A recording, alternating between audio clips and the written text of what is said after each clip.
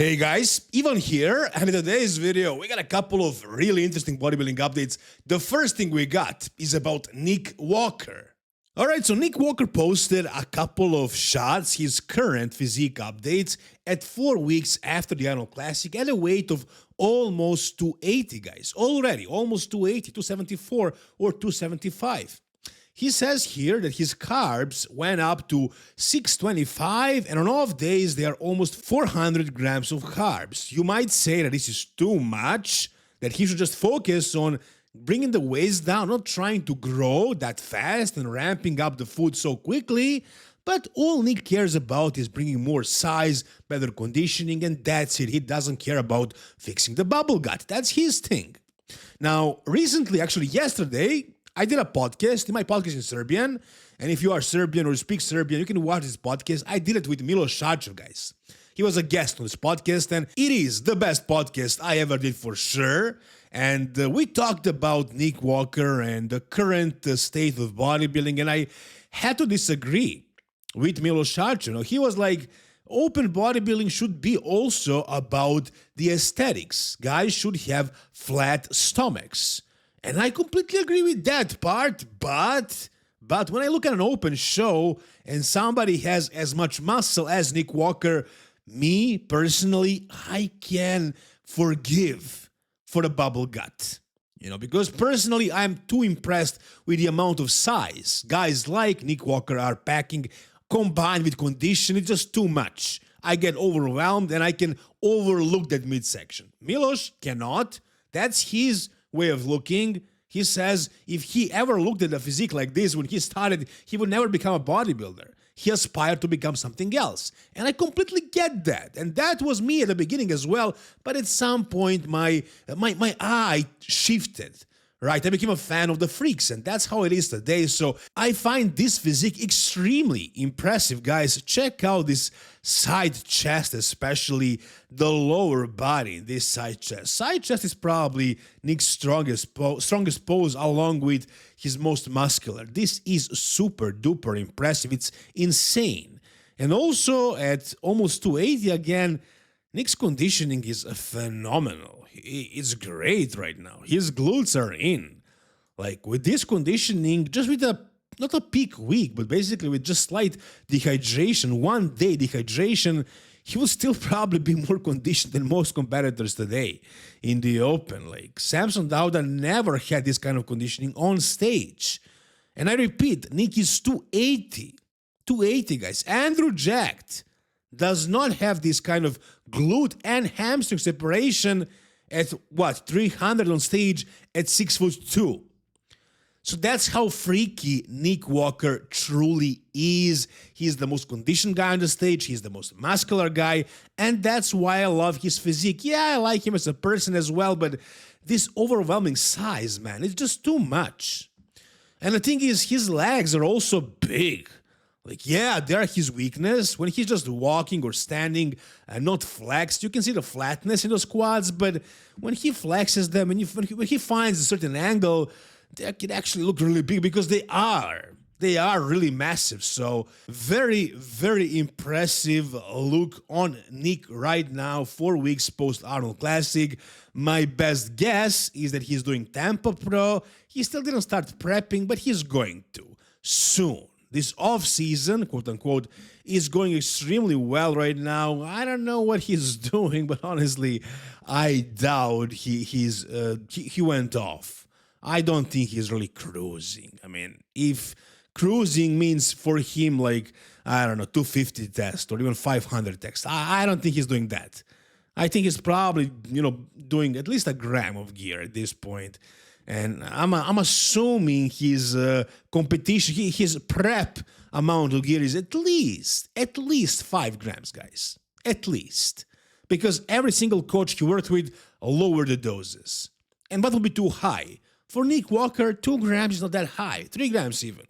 What is high is probably like 5 grams and over. So yeah, what he is doing is probably like 5-6 grams, and if he's on 1 gram right now, that's a cruise for him. So I think that's probably what he's doing right now, 1 to 2 grams of gear, and he's responding really well. He's probably responding better than on 5 grams of gear at this point in the off season. So things are going really well for him. He's growing. He's probably not super healthy, but he's growing, he's progressing, he's big, and his midsection is not getting smaller, which is an issue. At this point, he needs to just lower the size of that gut and win the Mr. Olympia. But yeah, he has different priorities. That's him, whether you like him or hate him. All right, now the next thing we got is something new from Heath. That's right. And you can approach this topic 2 different ways, basically. 2 different schools. One would be Nick Strength and Power, PC type of approach, where you basically glaze everyone. You're always PC. You're always nice to everybody. You're always neutral. And it works. You won't have any issues. You'll be invited to certain events and so on. That's an awesome way of doing things for sure, especially if you have a big following as well. But then the other approach would be more of a real approach, objective approach, my approach, I would say. And if you look at this, if you were Nick Strength and Power, for example, you would say, well, for his age and for how long he's been retired, Heath looks phenomenal. He looks great, right? But on the other side, the other angle would be up until like last year, maybe even less than that, we still speculated whether Heath is going to be able to come back and compete at the Mr. Olympia and win the Mr. Olympia, guys. Did you forget about that? That was a conversation up until recently. And considering that, when I see this look on Heath right now, I mean, I'm not saying I expected more, but considering how big his arms were, you would imagine that his lower body and the rest of his body would at least match a little bit closer, you know, a little bit better. But no, he has crazy arms genetically and they stay, but the lower body does not look that great. And at this point, I think it is very, very safe to say that Heath is done. Heath is most certainly officially retired forever. You cannot come back from this and look competitive on the Mr. Olympia stage. He could come back and fight to be top 5 at, I don't know, Puerto Rico Pro in Masters category this next week, and actually in 2 weeks from now. Yeah, he could do that, but to go to the Mr. Olympia and fight for the top 5 spot, that's not happening, no matter how long he tries for, you know. So no, if you look at this video right here, he doesn't look, his legs look small. Again, you could use the other angle, the first angle that I said, for how long he's retired, this is good. And yes, again, you could say that does make sense, but considering we talked about Heath as somebody who could come back and compete at Mr. Olympia and who does look pretty freaking big in a t-shirt, right? His arms are still huge. No, he is not coming back. Heath is done. He is retired, and he is not coming back any more than Kai Green or probably Big Ramy. I mean, I don't know about Big Ramy. He might actually come back. Most likely not, but as far as Heath, this conversation is finally officially over. What do you guys think? Tell me down below. All right, the next thing we got is an update from Rafel Brandao, and this guy is most certainly competing soon. Guys, soon. I do not know where. I have no idea what competition is he doing, but he's obviously prepping for something because he's in much better shape right now compared to the Arnold Classic. And what shows do we have coming up next? Well, in 2 weeks we have yes, Puerto Rico, but that's only for Masters. We also have FIBO. So he might be doing FIBO in Germany. Then also a little bit later, we got the New York Pro and the Pittsburgh. So he might be doing all those shows. And I gotta say, he did get in very good condition. Now, Rafel Brandao stopped working with Neil Hill, and I should have made a video about it and made it a whole big drama, but I forgot, I'll be honest. And the reason why they parted ways was mainly because it was kind of mutual. They say it's never really mutual, but what happened is basically Neil didn't want Rafa to prep this early.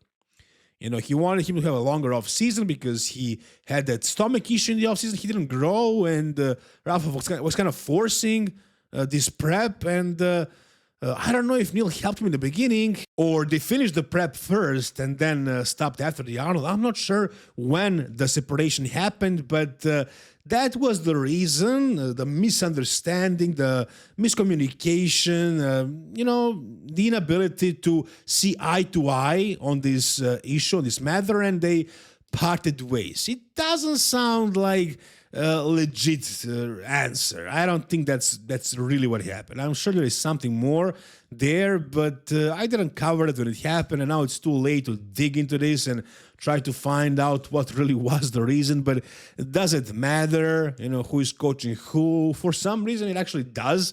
People really care about this. They want to know all the details, all the info, but I don't have it for you guys, to be honest. I don't know what happened. I know they stopped working together, and that was the alleged reason, but who is prepping Rafel right now? I do not know, but I gotta say, whoever is doing it, or if he's doing it himself, which I doubt is the case, he does look better. He improved his condition. He's leaner, and here he's super vascular, so really he looks like he was just in a sauna. Why am I saying this? Because if you guys compete, you know the experience. If you ever went to a sauna after a show when you're really lean or before the show, this is what kind of vascularity you get when you are, you know, in a hot area. So maybe a sauna, maybe like a hot spa. I'm not sure, but something like that. So he looks really vascular, really conditioned, much more conditioned. Does he look like he gained a lot of size, you know, from his last showing? No. No, here in this photo, he looks better. The legs especially look super huge, but the upper body still kind of looks like a classic bodybuilder. And if this is what classic would be if there was no weight caps. Guys like this would be dominating it probably. So still looks like a classic guy, not big enough. Neil Hill was absolutely right. They should have done a longer offseason, competed next year maybe even. But no, Rafa wanted to compete, and he showed up looking smaller and in worse condition than ever before. So Arnold, Ohio wasn't his best look, but he's going to try to bring the condition down at least and show up more condition for the next show. But is he going to be bigger and improved from his last season? No, he doesn't have enough time. He needs a proper off-season after this. So I don't see him winning any shows. I don't see him qualifying. But maybe it's possible if he nails the show, right? Not the peak, the show, if nobody better shows up. So he might have a chance at FIBO. I have no idea who else is doing FIBO. If you guys have any idea, maybe I forgot, but if you guys know, tell me down below in the comments and tell me, do you think Rafa is going to win that show and qualify for the Mr. Olympia? All right, and the final thing we got today, guys, is an update from another freaking mass monster, Sergey Danilov, at 150 kilos, guys. 150. Still quite a bit lighter than Samson Dauda, but this guy's a newbie, man. He just turned pro like a couple of years ago. He had his pro debut last year, and he's qualified for the Mr. Olympia. And at 25 weeks out of the Olympia, this is what he looks like at 150 kilos. Recently, he had a hernia surgery, so he wasn't exactly blasting it in the off-season, but now he's back at it, and he's growing. He's progressing. He's getting leaner, harder, and bigger at the same time. And maybe this guy doesn't have the best aesthetics, the best structure possible, but with this amount of size, being this heavy and this tall as well, he's definitely going to stand out on any stage, including the Mr. Olympia. Where do I see him placing at the Olympia? I don't see him cracking the top 10. I mean, he needs to be really, really that much bigger than everybody else to just, you know, place in the top 10, but anything is possible. Again, because of his size and height, maybe when he steps on that stage, he actually ends up looking huge and dwarfs everybody. But I don't know, guys. I don't know, because I don't really love his structure. It's not very pleasant to look at, and doesn't really matter if you are super big if you don't look like you're that big. You guys tell me down below in the comment section. And that's gonna do it for today's video, guys. If you enjoyed it, give it a thumbs up, subscribe to the channel. See you soon, guys. All the best, and bye-bye.